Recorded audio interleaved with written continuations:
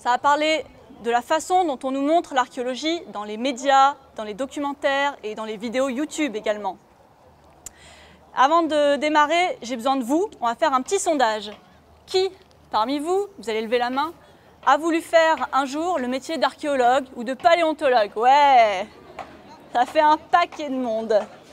Est-ce que vous savez pourquoi? Pourquoi ce métier? C'est moi qui réponds, c'est moi qui réponds. Donc c'est un métier qui passionne et dont on vous parle souvent, à la télé notamment. Ok. Donc comme vous l'avez dit, ça peut être pour le côté découvrir des choses mystérieuses. Ce qui est mystérieux, c'est ce qu'on n'a pas identifié. Ça peut être à la suite d'un film, donc il y a forcément des amateurs d'Indiana Jones ici. Ouais? Moyen? Ouais, ça va piquer un petit peu à un moment donné, je suis désolée. Et souvent, c'est à la suite de docus qu'on voit à la télé. Donc, cette conférence, je vais vous expliquer pourquoi vous avez voulu faire ce métier et puis briser au passage vos derniers rêves d'enfance. Alors, commençons par les documentaires. Documentaires, vidéos YouTube qui traitent de sites archéologiques et... Oula, c'est fort. Voilà, c'est bon. Et qui surfent la plupart du temps sur la vague du mystère et de l'énigme en archéologie. Alors, ça loupe quasiment jamais. On vous montre des images toujours accompagnées d'une musique de film à suspense, d'une musique de film dramatique. Moi, j'ai déjà vu un plan sur des latrines. Les latrines, c'est les chiottes à Rome, avec une musique de film à suspense. Allez savoir ce qu'il allait bien pouvoir se passer d'exceptionnel là-dedans. Et donc, après une introduction palpitante, vous avez toujours le documentaire qui se propose alors charitablement de vous faire entrer, vous, chanceux téléspectateurs, dans les vestiges d'une cité antique que vous imaginez donc remplie de trésors. Bon, mais ça c'est la télé, hein. À les entendre, on peut trouver le bonheur sur Terre rien qu'en achetant de la lessive. Et dans ce milieu, dans ce marketing audiovisuel, l'archéologie elle a une place à part. Pas parce que c'est ma spécialité et que ça me tient à cœur, mais parce que l'archéologie c'est une science. Et vendre de la science comme on vend de la lessive, ça pose problème, surtout quand on raconte n'importe quoi. Parce que là, moi, je vais vous expliquer toutes les bêtises qu'on vous raconte à longueur de temps sur le passé de l'humanité, sous prétexte de vouloir faire de l'audience. Et donc pour ça, je suis obligée de choisir des exemples emblématiques, des choses que vous ayez forcément vues un jour sur vos écrans. Donc, on va parler des pyramides d'Égypte, puis on ira un petit peu au Mexique. Et on va aussi parler de l'alien théorie, théorie avec les extraterrestres. Vous avez tous déjà vu un truc sur les extraterrestres. C'est bon? Vous avez les images en tête? Ok. Alors on va commencer avec l'exemple phare quand on pense archéologie, c'est les pyramides d'Égypte. Ou plutôt, les mystères de la construction des pyramides. Alors que les choses soient claires, il n'y a pas de mystère concernant la construction des pyramides, on la connaît bien et c'est même barbant au possible. En fait, une pyramide, c'est très très logique. Si vous voulez construire très large et très haut, mais que vous n'avez pas les moyens techniques de lier les pierres avec du ciment, avec du mortier, et la forme pyramidale, donc une base très large qui supporte une élévation élevée et qui serait dubitative, c'est une pyramide, c'est la forme la plus stable. Et ça, n'importe quel architecte pourra vous le dire. Cette forme, elle est tellement stable, tellement pratique et facile à mettre en œuvre, qu'elle a été découverte et appliquée par plusieurs civilisations à différents moments de l'histoire de l'humanité. C'est la raison pour laquelle vous avez des pyramides un petit peu partout dans le monde. Le truc, c'est que dans les documentaires et les vidéos YouTube, on vous fait croire que que toutes les pyramides du monde ont une origine égyptienne. Comme si les Égyptiens, ils avaient un peu breveté la pyramide et puis qu'ils l'avaient exportée à l'international. Et donc, il y a cette idée de diffusion. Retenez bien ce mot parce qu'on va en reparler après, que les Égyptiens de l'Antiquité auraient diffusé les plans des pyramides et, petit truc en plus, qu'ils les auraient volontairement alignés. Vous avez sans doute vu déjà des cartes du monde. On vous met en rouge des pyramides, des petits triangles, et puis on vous trace des traits entre ces points. Alors, déjà 2 mots au sujet de l'alignement des sites. Alors, on reprend cette carte avec ces fameux points. On dit que les points, ce sont donc des pyramides. Vous en mettez un au Caire, les pyramides de Gizeh, puis un autre au Mexique, peu importe, Chichen Itza, Teotihuacan, n'importe. Vous faites un trait. pyramides, vous pouvez bien les bouger comme vous voulez, vous pourrez toujours lier les points entre eux. Et ça marche pour tout, hein, pas seulement pour les pyramides. Vous pouvez faire un trait entre Gizeh et Stonehenge, puis il y a moyen que sur le trajet à 10 bornes près, hein, vous tombiez sur un site ancien. Donc l'alignement des sites, bah, c'est complètement une coïncidence. Bon, l'autre truc, maintenant cette idée de diffusion. C'est plus complexe, mais c'est beaucoup plus intéressant. Si on pense que les pyramides sont originaires, enfin toutes les pyramides du monde sont d'origine égyptienne, notamment celle du Mexique, ça loupe jamais ça. Il y a quand même un moment où donc des pharaons, des Égyptiens de l'époque pharaonique ont dû faire le trajet Égypte-Mexique. Les Égyptiens de l'époque pharaonique, c'est donc en gros 4500 ans. Ils ont dû donc à un moment donné traverser l'Atlantique. Il y a 4500 ans pour des Égyptiens, traverser l'Atlantique, ça veut dire à la rame, sans voile, avec des connaissances de la navigation hauturière, donc la navigation en haute mer, pas très solide, et surtout, ça, faudra me l'expliquer, pagayer pendant des milliers de kilomètres à contre-courant. Parce que quand vous faites le trajet dans ce sens-là, Égypte-Amérique, vous avez un bon courant dans la face. Donc il y a moyen de se choper des crampes quand même. Hein. Alors, moi quand je le dis comme ça, là, vous devez vous dire, bah oui, c'est complètement stupide, personne ne peut penser ça. Le truc, c'est que ces thèses, elles sont très très tenaces. Elles sont notamment soutenues par les afrocentristes. Alors, c'est le point vocabulaire de la conférence, ça va aller, c'est pas très long. Les afrocentristes. Peut-être que vous connaissez le terme eurocentrisme. L'eurocentrisme, c'est le fait de centrer les faits de l'histoire sur l'Europe. Bon bah là, c'est la même chose pour l'Afrique. Dans les années 50, les Africains, ils ont voulu retrouver une place centrale dans l'histoire mondiale. Et ils ont donc créé cette doctrine qu'on appelle l'afrocentrisme et qui essaye de faire de l'Afrique le berceau de toutes les civilisations. Et qui donc dit que les civilisations mésoaméricaines, donc en gros les Incas, les Mayas, les Aztèques, mais il y en a d'autres, les Olmecs, ils auraient tous une origine égyptienne.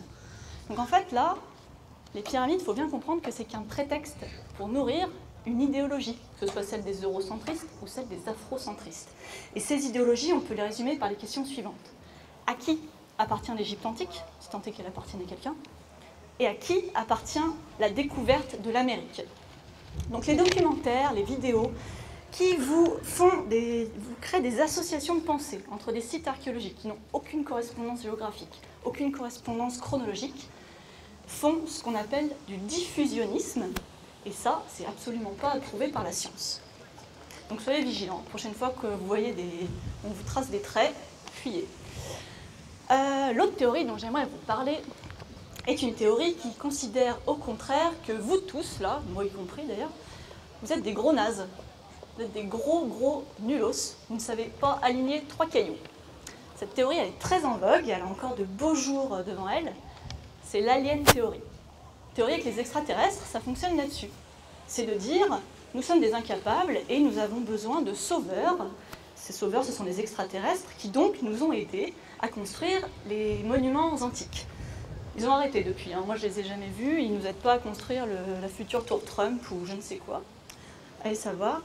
Et donc, cette théorie, la plupart du temps, on les retrouve dans les films de fiction. Alors, par exemple, on peut citer Indiana Jones 4, celui avec les crânes de cristal, que je me suis tapé spécialement pour la conférence, hein, pour vous montrer... Ouais. Je me suis fait violence, hein, je vous le dis. Bon, Spielberg, à la fin, il ne peut pas s'empêcher de sortir les extraterrestres. Pourquoi? Parce que son scénario, il part un peu dans tous les sens, et qu'il faut trouver une solution pour régler, pour clôturer le film. Et si vous voulez, les extraterrestres, c'est le summum du mystère, et en même temps, c'est la solution qui a réponse à tout. L'alien théorie, c'est la solution la plus feignante qui soit. Au moins les autres, elles ont le mérite de faire intervenir la créativité, l'imagination humaine. Celle-ci, elle se contente, simplement de convoquer une force supérieure, vaguement omnipotente, dans un but ésotérique qu'on n'a pas bien saisi. Voilà, moi je me suis demandé, pourquoi les aliens nous ont aidés avant, dans l'Antiquité, puis qu'ils se sont barrés, pourquoi on a arrêté la collaboration. Alors en fait, les monuments antiques, ce sont les objets parfaits pour supporter une alien théorie. Tout simplement parce que les témoins de cette époque sont morts. Ce serait plus compliqué de nous faire gober ça aujourd'hui, et puis en plus on ne serait pas content, ils nous piqueraient notre travail. Bon, je ne vais pas essayer de démonter toutes les théories fumeuses sur les aliens avec des arguments rationnels, parce que ce serait absurde et que ça prendrait beaucoup trop de temps. En fait, il faut plutôt s'intéresser à ce qu'il y a derrière la passion pour le mystère, ce qui fait qu'on est attiré par des hypothèses aussi tirées par les cheveux. Et en fait, alors là, c'est vraiment le nœud de l'histoire. Il y a toujours l'idée sous-jacente d'un complot des universitaires du monde entier pour cacher la vérité au grand public. Ce qui est complètement paradoxal, parce que les scientifiques sont justement des gens qui consacrent leur vie à rendre public ce qui était enfoui.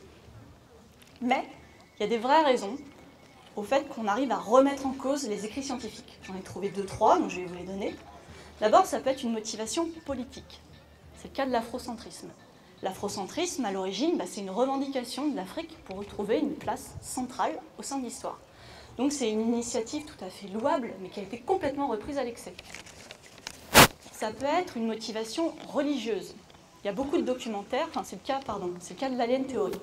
Il y a beaucoup de documentaires qui sont donc diffusés sur des chaînes de télé peu scrupuleuses, qui sont financés par des sectes évangélistes chrétiennes. Et en fait, depuis l'affaire Roswell aux États-Unis, c'était en 1947, je crois, les ovnis, ça a un succès fou. Et succès fou, ça veut dire beaucoup de pognon à la clé.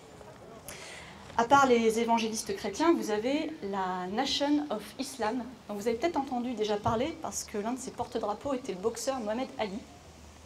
Et donc dans cette secte qui pioche un petit peu dans toutes les religions, on pense que les extraterrestres vont venir sur la Terre emmener les élus. Donc les élus, c'est certains d'entre vous, vous verrez. Pour les emmener dans leur vaisseau spatial jusqu'à la fin des temps. Donc là, on est complètement dans une attente messianique. Il y a un discours eschatologique, c'est-à-dire un discours de la fin des temps. Et donc, on réinterprète et on déforme les faits uniquement dans ce sens. Enfin, il ne faut pas oublier qu'il y a des gens qui vivent dans la fiction et qui veulent tout simplement se rendre intéressants.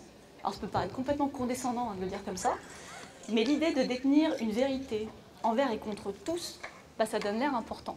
Et c'est toujours plus agréable que de s'avouer qu'on ne comprend définitivement rien à tous ces écrits scientifiques. Et peut-être que là, maintenant, il est temps de lister les raisons qui nous font adhérer à ces théories magiques. Et surtout, il faut comprendre les conditions dans lesquelles elles peuvent émerger, ces théories. En gros, le terreau, quoi. Et donc, ça m'amène à parler de 2 points, qui seront les 2 façons de conclure cette conférence. Première chose, c'est la question de la vulgarisation. On est bien placé là pour en parler. Si on cherche des explications magiques, fantastique. Est-ce que c'est pas parce qu'on n'a pas compris la version scientifique, ou pire, qu'on n'y a pas accès? En fait, le constat du succès des théories fumeuses, c'est, à mon avis, on pourra peut-être en reparler après, le constat de l'échec de la vulgarisation, de l'explication destinée au grand public. Tous les livres, tous les magazines, toutes les expositions de musées, les documentaires n'ont pas réussi à contrer les partisans du mystère. Tous les scientifiques dont j'ai dit qu'ils consacraient leur vie à partager la vérité, ils ne la partagent pas assez bien, cette vérité. En fait, c'est pas qu'ils nous cachent la vérité, c'est tout simplement qu'elle est englobée de jargon, qu'il faut avoir les codes pour la comprendre. D'où le besoin constant de faire de la vulgarisation. Et ça, les scientifiques n'ont juste pas le temps de le faire. Et il faut le faire, parce que le risque, et c'est déjà en train de se produire, c'est que se crée un réseau parallèle de diffusion des connaissances. Et ça, vous pouvez en faire l'expérience très souvent.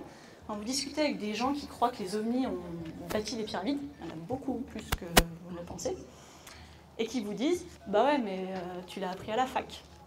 Comme s'il y avait une version officielle, celle des scientifiques, aveuglés par leurs préjugés, terrés dans leur laboratoire, et puis celle des vrais savants, qui sont des incompris, des pionniers, c'est vraiment comme ça qu'on me les présente, et qui défient les idées reçues, et qui représentent en fait l'éternel mythe de l'homme providentiel, du Messie. Alors c'est bien beau, mais si 3 pèlerins peuvent comprendre mieux les choses que des milliers de scientifiques surdiplômés, qui confrontent, réévaluent, échangent leurs données en permanence, autant tout arrêter maintenant et puis attendre l'arrivée des extraterrestres. Ce sera beaucoup plus efficace. Donc il faut bien comprendre que ces théories, elles prospèrent sur une forme d'ignorance. Pas seulement les ignorances des sociétés du passé, qu'on va combler petit à petit avec de nouvelles fouilles archéologiques. Elles se fondent, à mon avis, et je termine là-dessus, sur notre incapacité à imaginer des solutions techniques simples. Alors cette phrase n'est pas simple du tout, je la répète. Notre incapacité à imaginer des solutions techniques simples. Je m'explique. Nous vivons dans une société où la technologie est développée à un point jamais atteint dans l'histoire de l'humanité. Nous tous, là, en particulier les générations que nous représentons, nous sommes entourés de machines, de moteurs et même maintenant des logiciels capables de comprendre à notre place, de penser plutôt à notre place. Nous devons apprendre à utiliser ces machines, mais on n'a pas besoin de savoir les fabriquer. Et d'ailleurs, aucun ingénieur, même le plus brillant des ingénieurs, ne connaît le fonctionnement de toutes les machines qui existent. Et en fait, on est tellement assisté par la technologie qu'il nous paraît inconcevable de lever une pierre sans grue ou de déplacer quoi que ce soit d'un peu lourd sans camion. Ah, mais le truc, c'est qu'il faut bien se rendre compte que l'humanité, elle n'a pas attendu le moteur diesel pour commencer à faire quelque chose de ses 10 doigts. Et donc, on doit se remettre dans les conditions techniques des hommes du passé. Conditions techniques, ça veut dire quels outils vous avez à telle époque. Et je vous promets qu'il y a des tas de solutions simples qui existent. Avec des cordes, du bois, des systèmes de levier, des systèmes de contrepoids, du temps qui est toujours sous-estimé en archéologie expérimentale. Et surtout, ce qui nous fait sans doute le plus défaut aujourd'hui, beaucoup d'ingéniosité. Alors c'est sûr, il y a des tas de réalisations qui restent hors de portée aux hommes durant l'Antiquité, mais avec les quelques ingrédients que je viens de vous donner, il y a des choses incroyables qui sont possibles. Et la preuve, c'est qu'on les trouve en fouillant.